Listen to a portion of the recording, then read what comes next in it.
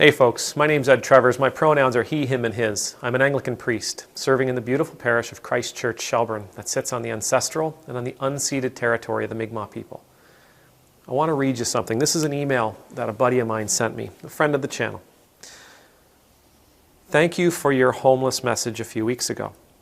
This is so bad. It is so much worse where I grew up and lived. Recently, the city of Santa Cruz passed an ordinance that is walking along the lines of outlawing camping on public property. Meanwhile, a building fights to push a loophole to build 175 apartments right across the street from where at least 200 people are camping and being evicted. They were being required to provide affordable housing. The loophole is that they will only have to provide 15 units. And their idea of affordable is to take the average rent, a studio goes from $1,800 to $2,400 per month, and giving them a 50% cut if they make less than $40,000 a year. I'm trying my best to be the change we need. Sometimes I can't say I don't feel like I act selfishly. I look at my 7-year-old daughter and I worry how she can be one bad day away. How I might not be there to save her when that day happens. I need to leave a place that won't treat her the way I was treated. A family, single mom and her son sleeping in a car while the other dies of cancer. We can do better. Going through the stigmas, the statistics, the realities, we only hurt ourselves by not promoting a life that is better than camping in a tent, which is still better than the overcrowded and worn-down shelters. The statistics are there. We have everything to gain, and the only thing missing is the will to do it. When I read this message, I don't know, did you ever get that feeling that you're powerless? You can just sort of feel the blood drain out to your fingers. You hear a message like this, you hear news like this, and we have it in our world. There's shootings, there's killings, there's COVID-19. There are people getting stabbed because they're trying to keep their employees safe by requiring customers to wear their masks. Politicians are doing what politicians seem to always be doing. We've got financial issues, we've got poverty issues, we've got homelessness, we've got diseases, we've got homophobia, racism, gender inequality, we've got problem after problem after problem after problem after problem. When I read this message, one of the things that struck me was, what am I supposed to do? What am I supposed to do? I mean, we are called to do something. We are called, as the author beautifully puts, we just have to have the will to do it. But how can I do all of it? My prayer this morning was, I can't do everything that's being asked. I can't do everything that needs to be done in this world to make this world the place for my children. A place where my children don't have to worry about being one bad day away from the shelter. Because I'm there too. Most of us are there. Statistics tell us, like, the majority of people are a week away from the poorhouse. When I feel this way, I realize that I'm looking at something that I'm not meant to be looking at. I'm looking at this grand, great, big, completed picture of a perfect world.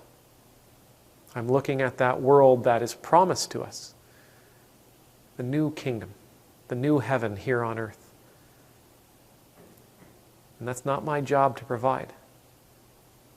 So I feel overwhelmed, I feel hopeless, I feel powerless because I've somehow taken on the responsibility of bringing forth this great, big, bad, beautiful, bold, amazing, perfect world of justice and equality for all, where everybody's needs are taken care of.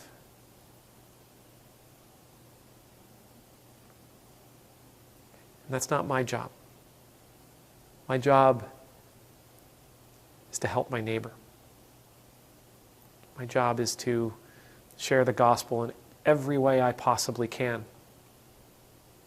but to not try to accept responsibility for telling everybody all the time, of being the only messenger. My job is to help feed the people in my community, but I can't be holding myself responsible for feeding them all every day, all the time. I can't do all this work. The truth is, 1 million of me couldn't do all this work. 1 million of you couldn't do all the work that needs to be done. But we don't have to feel hopeless. We don't have to despair. We don't have to feel powerless. No, we're not called to snap our fingers and change the world. We are called to do what we can, when we can, in the moments as they arrive, to help those we can help. To rejoice in those moments, to rejoice in those experiences, to prepare for the next one, but to not try to do it all. There is so much out there to be done. We just have to focus on our peace. Focus on our peace in our corner of the world. Be there and support one another in the work that we're doing. Maybe that's something we can do in the future on this channel. Take a Saturday a month just to get together and talk live and talk about the projects that we see going on around us, to share information and experiences, to glean what we can from one another and see if there's something there that we can't apply to our own context. I know that some of you feel the same way I do from time to time.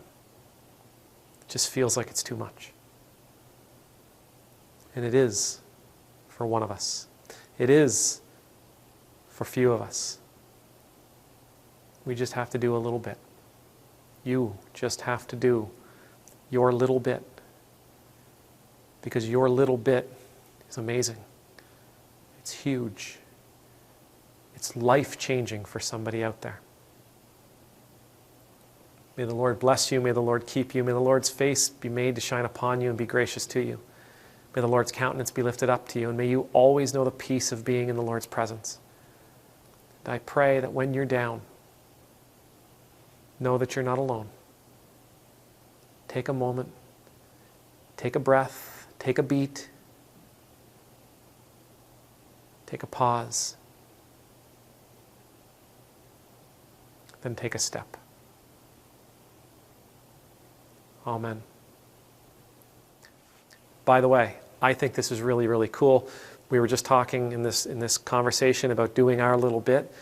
A couple of weeks ago, I did a video about a fellow named Edgar McGregor in California who cleaned his park after 568 days or something crazy like that. He spent every day in a park near his home. He reached out on the channel. Him and his parents watched the video that we mentioned him in, and he got a kick out of it.